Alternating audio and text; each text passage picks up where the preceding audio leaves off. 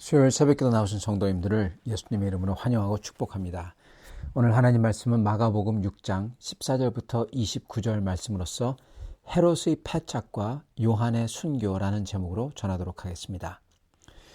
이에 예수의 이름이 드러난지라 헤롯 왕이 듣고 이르되 이는 세례 요한이 죽은 자 가운데서 살아났도다. 그러므로 이런 능력이 그 속에서 일어났느니라 하고 어떤 이는 그가 엘리야라 하고 또 어떤 이는 그가 선지자니 옛 선지자 중에 하나와 같다 하되 헤롯은 듣고 이르되 내가 목벤 요한 그가 살아났다 하더라. 전에 헤롯이 자기의 동생 빌립의 아내 헤로디아에게 장가든 고로 이 여자를 위하여 사람을 보내어 요한을 잡아 옥에 가뒀으니 이는 요한이 헤롯에게 말하되 동생의 아내를 취한 것이 옳지 않다 하였음이라.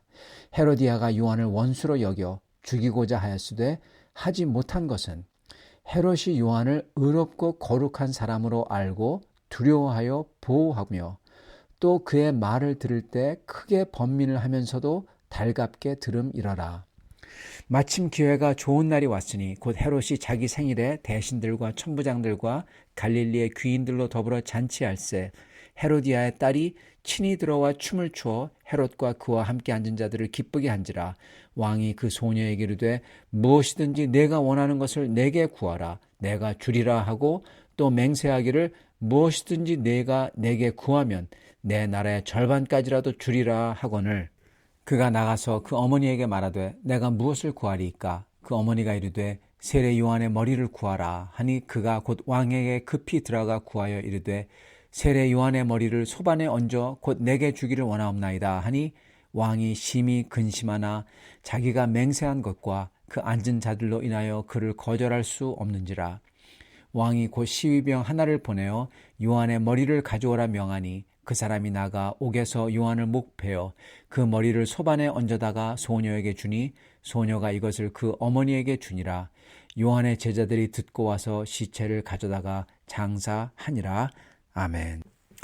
오늘 말씀 제목은 헤롯의 패착과 요한의 순교입니다. 여기 두 가지가 나옵니다. 하나는 헤롯, 사실 죄인이죠. 죄인에서 더욱더 더 큰 죄를 저지르게 되죠. 그 헤롯이 잘못한 그 큰 패착, 그것을 그리고 있고 또한 동시에 헤롯 때문에 어떻게 보면은 헤로디아 때문이죠. 사실은 그렇지만 헤롯 때문에 마지막 구약의 선지자 세례 요한이 순교하는 장면이 나옵니다. 이것을 보면서 저희가 어떻게 하면은 죄에 더 깊이 빠지지 않을 수 있을지, 그리고 또한 주님을 섬기는 사람으로서 어떠한 것을 소망해야 될지 저희가 볼 수 있는 이 말씀이 될 수 있기를 바랍니다. 먼저 헤롯은 큰 죄의 덫에 빠지게 됩니다. 물론 헤롯 그 자신은 좋은 사람은 아니었습니다. 그러나 적어도 그는 이 하나님을 두려워하긴 했어요. 여기에 보면은 그가 자기 동생의 아내를 취합니다. 헤로디아를 취해요. 근데 이것을 보고 세례 요한이 이게 하나님 나라의 법에 맞지 않다 그렇게 말합니다. 그리고 이게 왕에게 향했기 때문에 이게 사실 정치적인 발언이 돼버리는 거죠. 그렇기 때문에 헤롯은 요한을 잡아서 가둡니다. 그러나 헤롯은 요한을 존경했어요. 요한이 선지자인 줄 알았기 때문에 이 세례 요한이 말하는 것을 비록 자기가 듣기는 싫었지만은 그렇지만은 세례 요한의 말을 듣고 정말 그 말이 맞는다고 자기 마음에서도 동의를 했던 겁니다. 그렇기 때문에 20절에 보면은 그의 말을 들을 때 크게 번민을 하면서도 번민을 하는 거죠. 자기가 잘못한 거 맞죠. 그렇지만 자기가 이 헤로디아를 너무나 좋아하기 때문에 자기가 취했고 자기 욕망 때문에 취했고 그렇지만 버릴 수는 없고 그렇기 때문에 하나님의 뜻과 그리고 자기의 욕망 사이에서 크게 번민을 하는 겁니다. 크게 번민을 하면서도 달갑게 들음이러라. 달갑게 들었다. 즉 그의 영혼 속에서도 이게 하나님의 목소리가 맞다고 아는 겁니다. 여러분 죄인은 크게 번민을 하면서도 달갑게 듣습니다. 그렇다고 그 죄가 없어지느냐? 아니라는 겁니다. 행동으로 해야 됩니다. 사실은. 그렇게 헤롯이 요한을 그렇게 귀하게 여겼습니다. 그렇지만은 그 헤롯의 아내된 헤로디아는 마음으로서 증오하고 있었어요. 자기에게 대해서 욕을 했으니까 아주 증오하는 겁니다. 그래서 19절 헤로디아가 요한을 원수로 여겨 죽이고자 하였으되, 이 여자가 처음부터 죽이고 싶었던 거죠. 그렇지만 못 죽였던 이유는 헤롯이 이렇게 세례 요한을 높게 여겨서 번민하면서도 달갑게 들었다는 것입니다. 이 헤롯은 그러므로 악인은 아닌 것 같습니다. 여러분, 모든 사람이 다 악인은 아닙니다. 그러나 죄인입니다.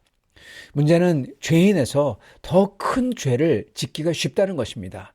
그 죄를 짓는 모습이 여기 나옵니다. 비록 헤롯이 요한을 그렇게 죄를 번민을 하면서 달갑게 들었지만, 그렇지만 번민합니다. 그걸 끊어내지 못해요. 자기 죄를 회개하지 못하는 겁니다.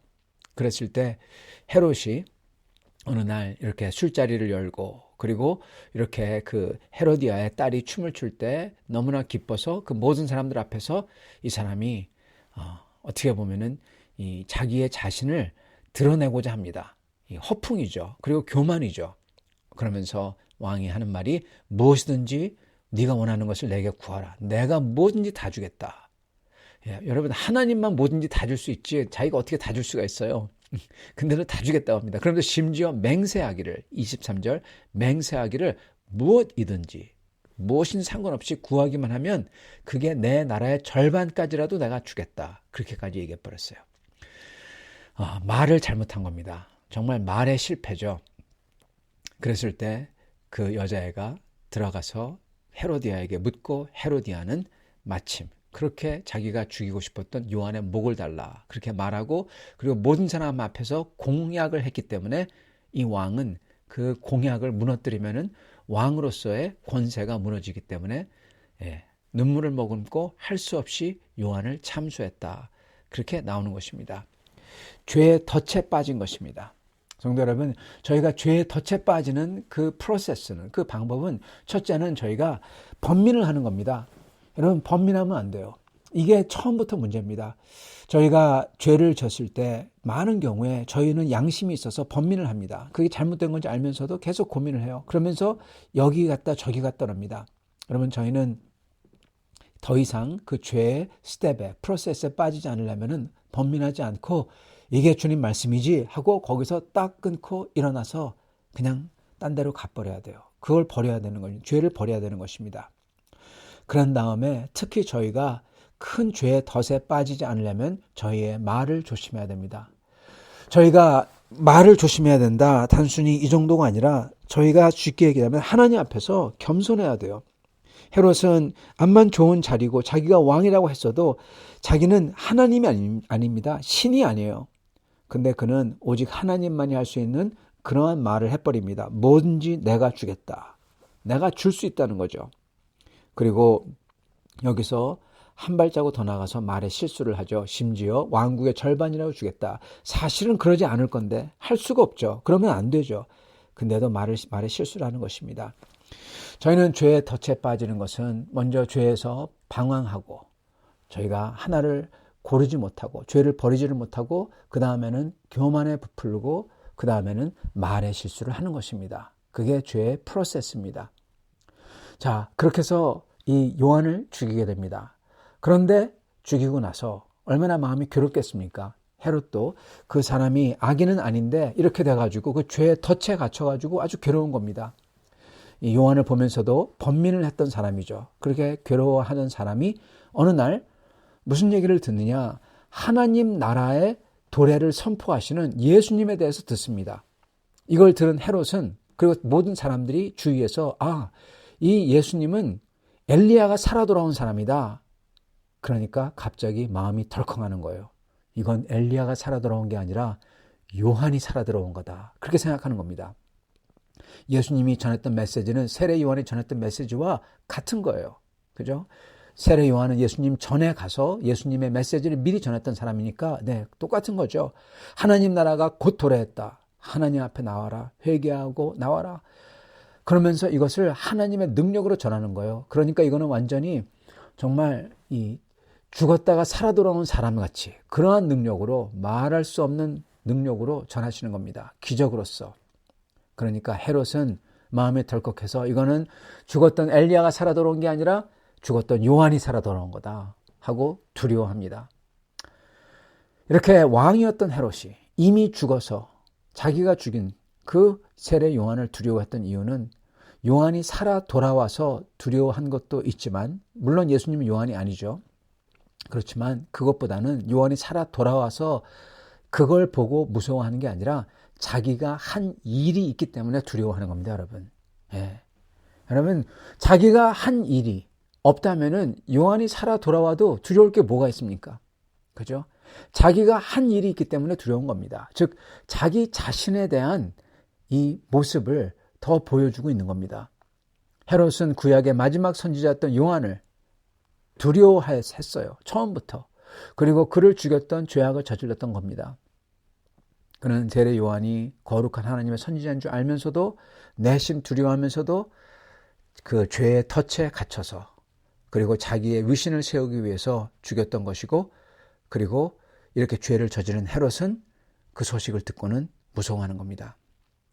성도 여러분, 이게 헤롯의 어떻게 보면은 여기에 또 한 번 헤롯의 이 결정할 수 있는 기회가 주어진 겁니다.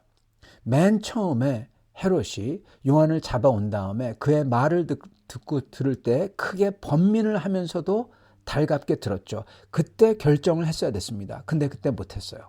그런 다음에 죄의 덫에 빠집니다. 헤어나올 수가 없죠. 그래서 더 큰 죄, 정말 큰 죄인 하나님의 선지자인 요한을 죽이게 돼요. 자, 근데 지금 그 요한이 살아 돌아왔다 생각하면서 두려움이 떱니다. 여러분, 이게 또한 기회입니다. 왜냐? 두렵다면은 그 두려움을 가지고 살면 안 돼요. 두렵다면은 그 자리에서 두려운 만큼 빨리 거기서 벗어나기 위해서 하나님을 찾고, 그리고 하나님 앞에 엎드리고, 그리고 자기가 회개를 해야 되는 것입니다. 성도 여러분, 혹시 저희도 두려워하는 게 있는지요? 이 세상에서는 염려와 걱정을 하는 게 있습니다. 그거는 그냥 우리가 상상력이 그리고 또는 생각이 과장되어서 걱정하고 염려하는 게 있어요. 그런데 아니면 또는 정당하게 가능성을 두고 걱정하는 것들이 있습니다. 그런데 그런 거 말고요. 정말 두려워하는 거, 무서워하는 거, 그러면서 염려하는 거, 이거는 그냥 걱정하는 것과 염려와는 다릅니다. 만약에 우리가 두려움에 휩싸였다, 그러면서 마음에 그 염려가 있다, 그렇다면은 그 두려움의 이면에는요, 우리의 죄가 있다는 것을 알아야 됩니다. 여러분, 그 두려움이 생긴 이유는 죄 때문이라니까요. 저희가 캥기는 게 없다면, 저희가 잘못한 게 없다면, 그리고 저희가 주님 앞에서 온전하다면은 두려움이 없습니다. 두려움은 오직 저희에게 숨은 죄와, 그리고 저희가 주님 앞에서 온전하지 못할 때, 그게 저희를 고발할 때 두려운 겁니다. 저희가 그 두려움을 벗어나는 방법은 오직 겸허하게 내 죄를 직면하고 그 죄를 뉘우칠 때 그 죄에서 자유하게 되는 겁니다. 두려움에서 자유하게 되는 겁니다. 두려울 이유가 없는 거예요. 그리고 그런 겸허함으로 내 죄를 직면하는 것은 오직 주님 말씀 앞에서, 주님 은혜 앞에서, 주님의 얼굴 앞에서 내가 겸허하게 설 때, 그때 내 죄를 직면할 수 있는 것입니다. 오직 말씀으로 찾고 직면할 때 그 사람은 두려움에서 벗어나 주님이 주는 자유함을 누릴 수 있는 것입니다. 혹시 성도 여러분, 만약에 저희 속에 두려움이 있다면, 그게 사람에 대한 두려움, 어떤 일에 대한 두려움, 또는 병에 대한 두려움, 또는 그 이상에 대한 두려움이 있다면 주님 앞에 나아가 내 자신을 성찰하시고 주님 앞에 다 내려놓으시기 바랍니다. 그럴 때 그 죄가 나의 불신이나 나의 죄나 또는 주님 앞에서 온전하지 못한 것을 다 토로하고 그것을 뉘우치고 그것을 온전하게 할 때 주님께서 그 두려움을 다 없애주실 것입니다. 자유하게 해주실 것입니다. 이렇게 자유함을 받으시는 성도님 되기를 간절히 축원합니다. 자, 그리고 마지막 구약의 선지자 세례 요한의 죽음을 저희가 잠깐 보고자 합니다. 세례 요한은 이 악녀 헤로디아, 그 여자가 뜻한 대로 목이 잘립니다. 그 악한 여자가 그렇게 아주 악하고 그렇게 질투하고 그래서 기어코 자기를 그렇게 자기에게 대해서 안 좋게 얘기했던 요한을 죽인 헤로디아. 사실은 그 헤로디아가 아주 처참하게 죽어야 되죠. 그게 사실 공의죠. 그런데 오늘 말씀을 보면은 그 악녀 대신에 하나님의 선지자였던 세례 요한이 정말 하루아침에 그의 목이 소반에 담겨 그 여자의 손에 건네졌다고 합니다. 하나님의 선지자, 진리와 공의를 선포했던 세례 요한, 그가 아무런 보상도 받지 못하고 도리어 이 악한 사람의 손에 의해서 처참한 죽임을 당했다는 것입니다. 성도 여러분, 저희가 이렇게 하나님을 위해서 헌신했을 때 그 헌신한 결과가 만약에 여러분 상이 아니라 투옥이라든지 또는 심지어 이런 죽음이라면 여러분 어떻게 하시겠습니까? 많은 사람들은 하나님을 위해서 헌신하고 헌신한 결과가 상이 아니라 이러한 어려움이나 투옥이나 죽음이라면 많은 사람들은 신앙의 회의를 느낄 수도 있습니다. 그리고 하나님이 마치 안 계신 것처럼 생각하고 말할 수도 있습니다. 여러분, 그러나 저희가 하나만 보면 됩니다. 우리 주 예수님을 보면 됩니다. 우리 주 예수님께서 하나님 아버지를 따라서 하나님 말씀을 따라서 그렇게 섬기시며 사신 결과가 어땠는지 보면 되는 것입니다. 그 결과는 바로 십자가였습니다. 하나님을 믿는다고 해서 우리가 하나님 믿는다고 해서요 이 땅에서 반드시 어떤 보상이 주어진다고 생각하면 안 된다는 거예요. 여러분, 그렇게 하면 실망합니다. 물론 하나님께서 주님을 사랑하고 섬긴 사람들을 하나님께서는 그냥 놔두지 않으십니다. 주님께서 축복하십니다. 그러나 이 악하고 죄된 세상에서는 그렇게 하나님을 섬긴 사람들도 세례 요한처럼 그리고 우리의 주님 되시는 예수님처럼 그렇게 두 분 다 이러한 죽음을 맞이할 수 있다는 것입니다. 하나님을 믿는다고 해서 이 땅에서 어떤 보상이 주어지지 않을 수 있다는 거고 심지어 더 큰 어려움도 일어날 수 있다는 것입니다. 그렇기 때문에 저희는 하나님을 믿는다고 반드시 보상이 주어져야 된다 그렇게 생각하면 안 된다는 거예요. 하나님을 믿는다는 거는요 하나님만이 내 인생에 내 영혼의 상급이심을 인정하는 거예요. 하나님만이 나의 상급이십니다. 이겁니다. 그렇기 때문에 믿음으로 사는 성도는요 우리 예수님처럼 예수님을 따르는 거예요. 이 세상에서 상급이 있든지 없든지 있을 수도 있고 없을 수도 있어요. 그죠? 다니엘이 그랬죠. 예. 그리고 다니엘의 세 친구들이 그랬죠. 그리 아니하실지라도 하나님께서 우리를 풀무불에서 능히 건져낼 수 있으며 그러나 그리 아니하실지라도 우리는 왕에게 절하지 않겠습니다. 예. 그죠? 성도 여러분, 하나님께서 우리를 보상을 하실 수도 있고 안 하실 수도 있어요. 상관없어요. 그러나 믿음으로 사는 분들은 우리의 믿음의 상이 이 세상의 보상이 아니라 하나님만이, 하나님 나라가 우리 인생의 상급이라는 것을 믿는다는 겁니다. 그래서 우리는 십자가를 지신 예수님을 따르는 거예요. 그래서 우리는 나도 십자가 지고 따른다는 겁니다. 그 뜻이 이 세상에서 어떤 보상을 바라지 않는다는 뜻이에요, 여러분. 간단히 얘기하자면. 그죠? 나도 십자가를 지고 따른다. 그 말은 이 세상에서 나는 어떠한 보상도 내가 기대하지 않겠다. 그 뜻입니다.